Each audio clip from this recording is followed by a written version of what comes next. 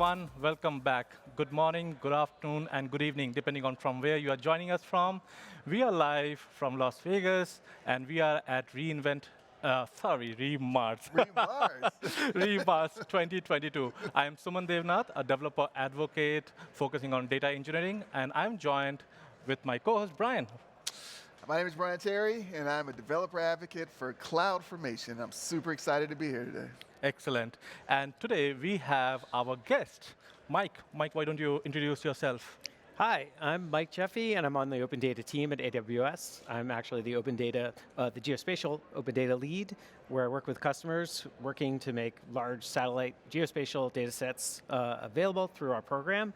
This could take the form of large satellite archives.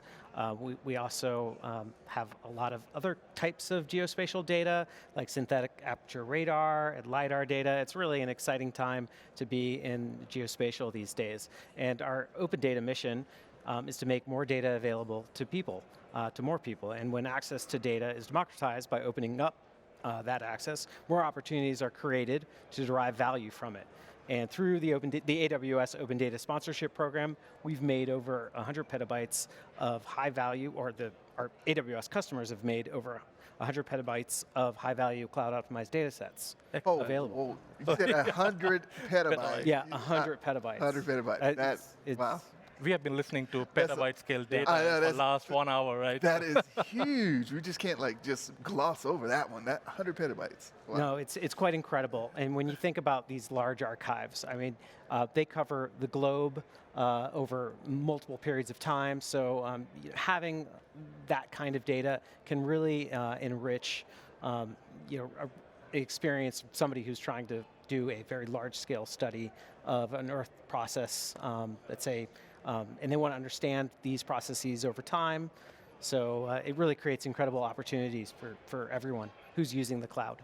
So before we get, dive into the, geospatial data, can you touch base upon what is open data and why it is, what is the benefit of that? So we think about open data as this opportunity to democratize access. Open data is data that anybody can access, and the more access that we can create, the more opportunities there are to create and derive value from it. And so what we're really trying to do is remove access barriers to accelerate the pace of and lower the cost of research. We have a couple of examples. Our previous guests, Anna and Chris, mentioned the Digital Earth Africa initiative. So we're creating a continent-scale-wide data archive over the African continent, and that includes Landsat data, which is a satellite mission managed by USGS and NASA. We also have Sentinel-2 data from the European Space Agency, and all of this information can be fused together to create a really insightful sort of understanding of the planet and processes. So when we talk about open data, we're really talking about unlocking that value so that everyone can run code on it, and just removing some of those barriers that have traditionally made data analysis at that kind of scale challenging. It's super interesting.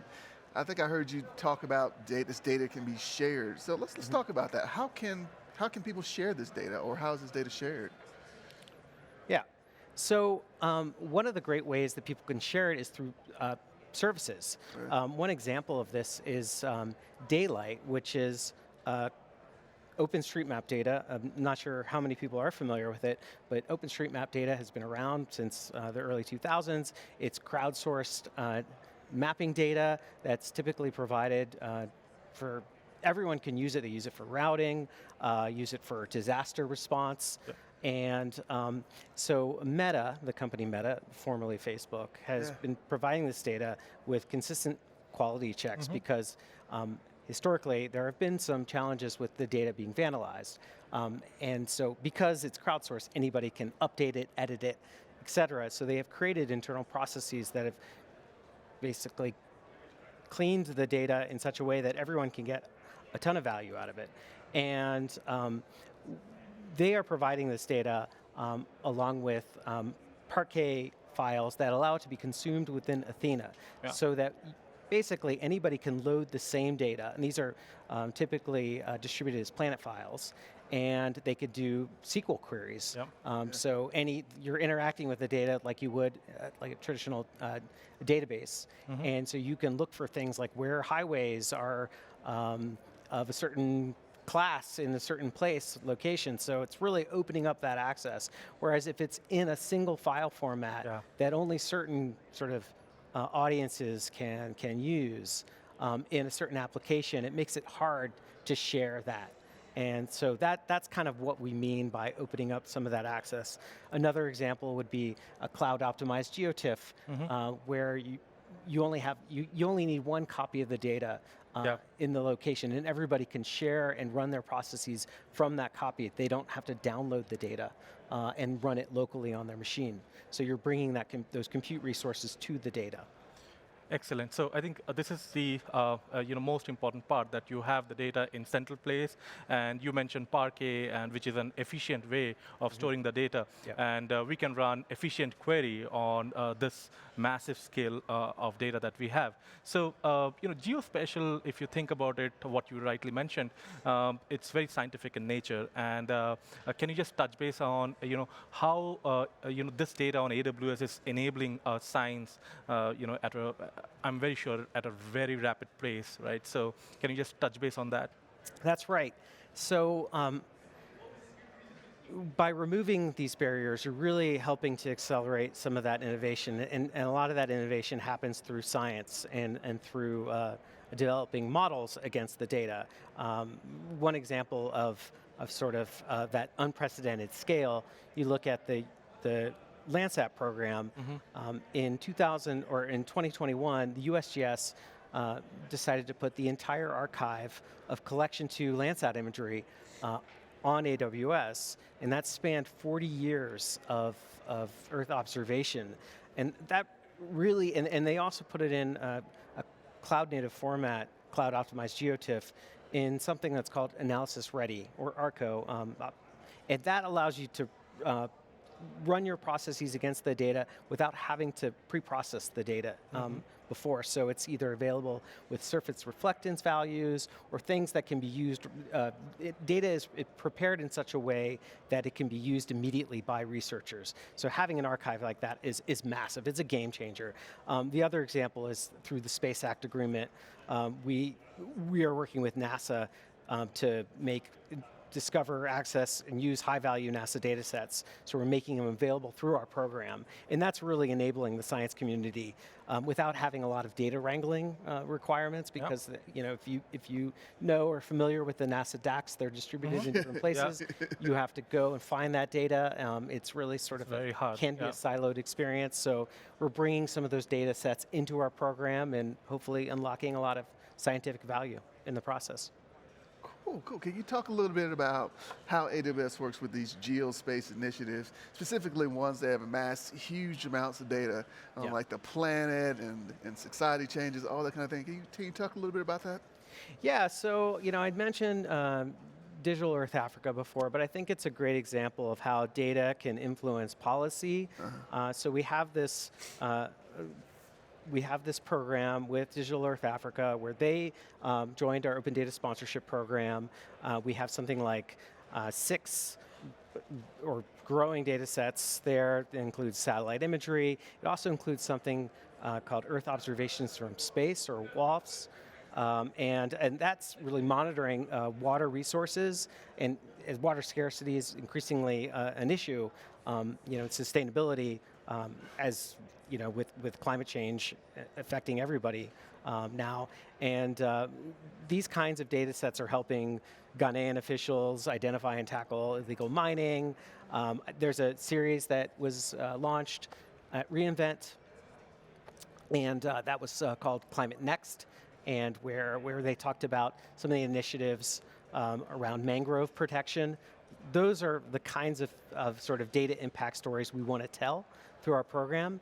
Another great initiative is SpaceNet, and that's an open source led data initiative around applying artificial intelligence and research for solving disaster-related problems, and they have challenges. We work with organizations like Topcoder and Maxar, as well as GRSS. And we're launching a new challenge actually in the next couple of weeks. So Wow. stay tuned to SpaceNet 8, and they're usually themed around disasters, and so Excellent. there is a challenge coming very soon, and those all come with prizes as well. So they're really an interesting kind of community-led effort to solve.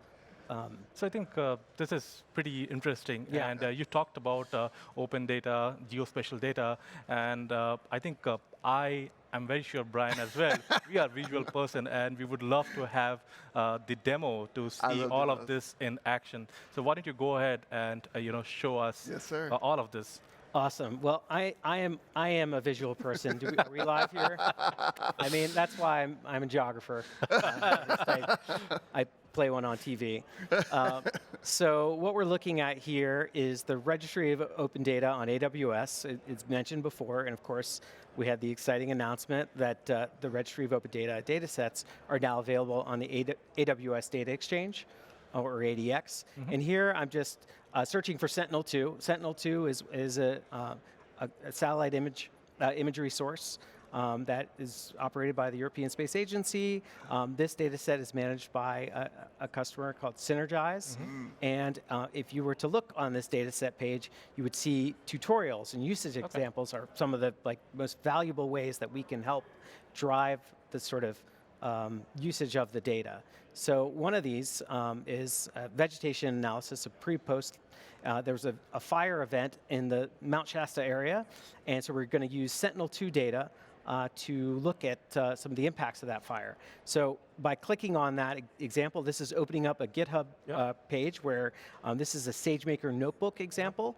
And so this is just the README, but it's got some of the information about the demo itself. Again, it's using Sentinel-2 satellite imagery, and we're going to be searching for before and after data and doing a quick analysis on it, and all in a Jupyter notebook. So if I click on this open in SageMaker Studio Lab, it'll actually open that, that file into my SageMaker Studio environment. So I just click on copy to project, and I've already got it open. It'll probably recognize that. Yep.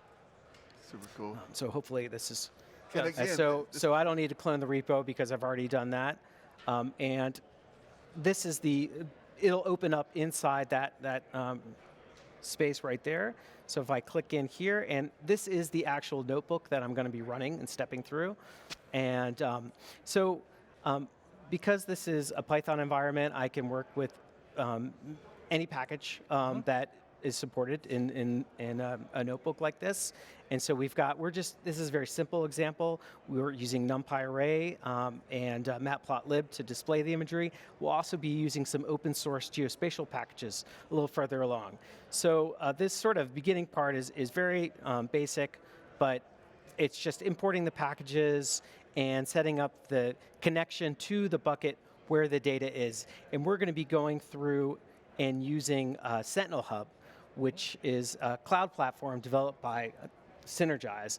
And they've built an incredible capability to search through archives, massive archives of satellite imagery and other geospatial data. And it's really quite incredible for finding and sort of solving challenges in the geospatial space. So those little bits are about connecting to the data.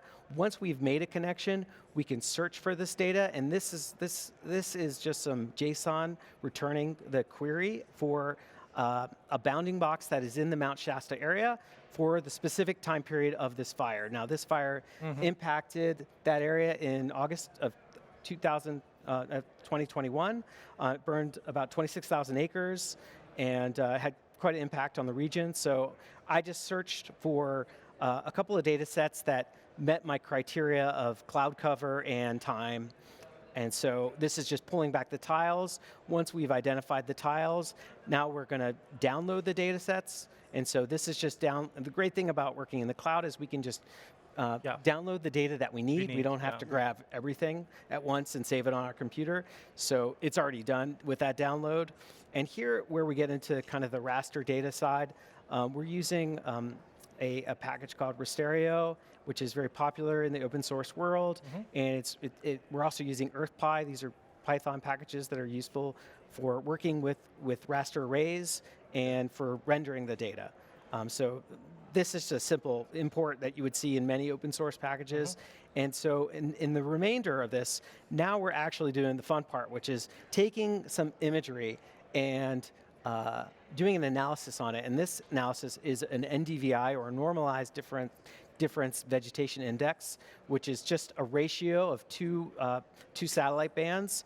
The first one is near infrared minus R, red, and the other, it's on top of near infrared plus red.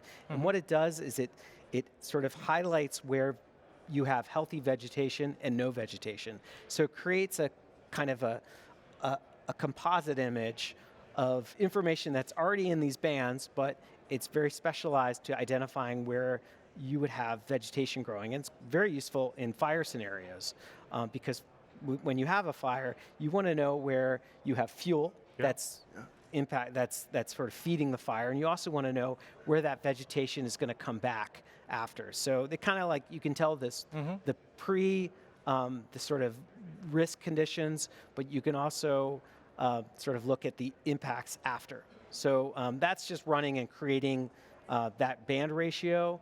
Once that's done, we just go forward and create the, what I'm doing is classifying that vegetation index, and I'm creating what would be a classified map, something that we can interpret. And so this is the NDVI image, and so the darker the green, the healthier the vegetation. Yeah. Wow. And what we can really see in this May 2021 image is an area where, particularly around, I know this is hard to see without a true color, but there's this area that is next to what is Mount Shasta, and that is a large burn scar that you see in the September 14th image, and that really comes out in this NDVI. And you also see some other areas that are showing what is missing vegetation. Yeah.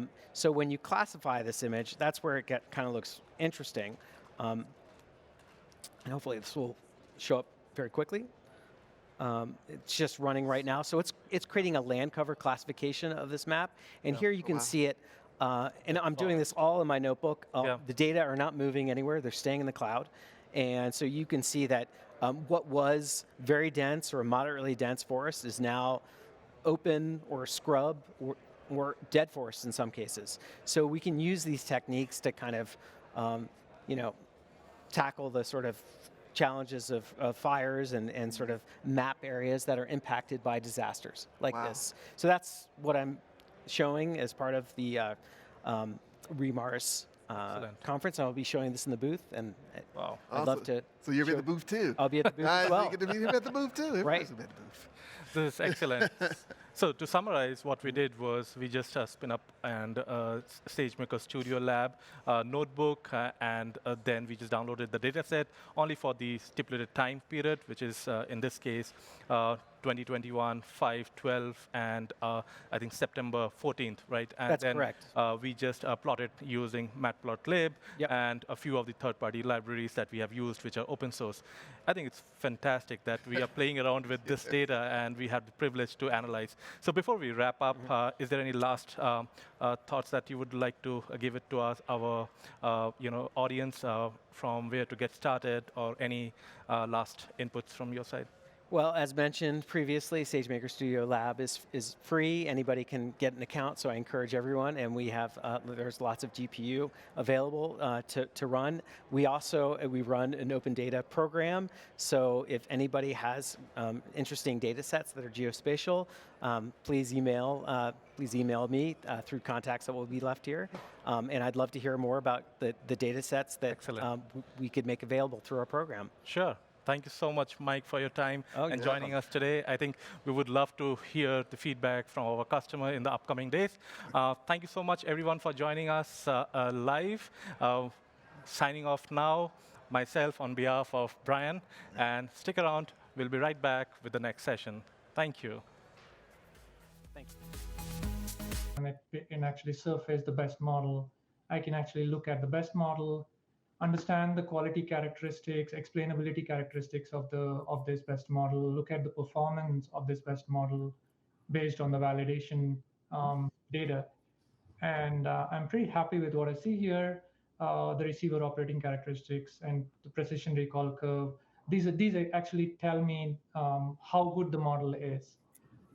So I'm pretty happy as a practitioner. I'm pretty happy with what I see here, and I'm now ready to deploy this model. Right.